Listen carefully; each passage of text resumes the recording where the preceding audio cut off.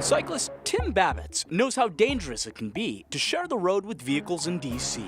I ride almost every day. Last year, he experienced a close call that could have cost him his life. My story is a perfect example of the fact that paint is not protection. Babbitts was cycling in the designated bike lane on T Street Northwest near 13th Street when a ride-sharing vehicle suddenly blocked his path. To avoid the blockage, I had to go into the travel lane. But Babbitts didn't know a car was speeding down T Street at the same time. He was left with nowhere to go. So I basically had to bail and crash. Yeah, I count myself lucky that a couple broken ribs is relatively mild compared to what has happened to other friends and neighbors in the city. Accidents like Babbitts are not uncommon. Collisions between vehicles, cyclists, and pedestrians occur all across the district. But some roadways are more dangerous than others. WUSA 9 digital investigative reporter Jordan Fisher dug through D.C. police and traffic records from 2016 to 2019 to see which district streets had the most collisions between cyclists, pedestrians, and vehicles. After that, we decided to hop on a bike. Welcome to 14th Street. 14th Street. So Rachel Maisler of DC Families for Safe Streets could show us the dangers those streets pose to cyclists. I think you can't really understand this story without, seeing it. First, we biked along 14th Street in Columbia Heights near Target. We found this stretch to be the second most dangerous roadway in the district. Over the 3 years, drivers hit 52 cyclists. This is Veterans Day, not as busy as normal, and we've already got 2 cars within the first 2 minutes in the bike lane. Maisler said one of the biggest problems here is that cars constantly block bike lanes. But the bike lane is perpetually blocked. It's a pickup and loading zone. As you'll see, I don't even ride in the bike lane here. In D.C., the law says it is illegal for cars to stop, stand, or park in any portion of a bike lane.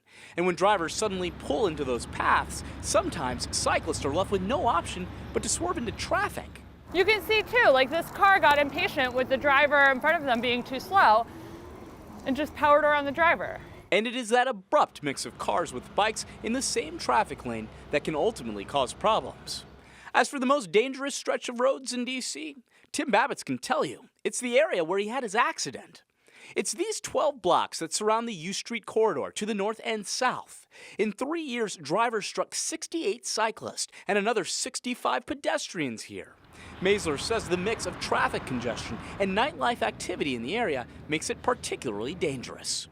But you also have lots of ride-hail vehicles, and you have drunk people who are traveling in cars or driving cars. All of that stuff compounds on U Street. Now, we must point out that sometimes cyclists and pedestrians can be at fault for accidents. Our cameras caught people jaywalking and paying more attention to their cell phones than the streets. Cyclists even blowing stop signs and red lights. Last year, MPD even handed a cyclist a citation for failing to yield the right of way. But we still wanted to know, what is DC doing to make these streets safe for everyone? District Department of Transportation Director Jeff Marudian said D.C. already has some solutions in mind to address blocked bicycle lanes along 14th Street. So for the DC USA on 14th Street in particular, we are creating a pickup and drop-off zone where there's currently metered parking to allow for that activity to happen. We expect that will happen in the coming months.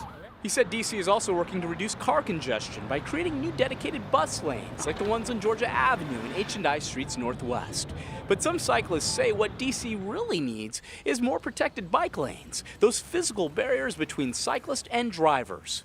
DDOT says it plans to add more than 20 miles of protected bike lanes to the 11 miles that already exist in D.C. by 2022. It recently also built floating bus islands near 14th and U to separate cyclists from buses. We are prioritizing safety measures such as protected bike facilities. But both Babbitts and Maisler still say D.C. needs to do more. They believe the district is falling behind cities like New York, where officials just last fall revealed plans to build more than 250 miles of protected bike lanes. In the end, Babbitts is just hopeful widespread changes come quick to D.C. roads. He says locals' lives depend on it. All of us need to get around the city safely. John Henry, WUSA 9.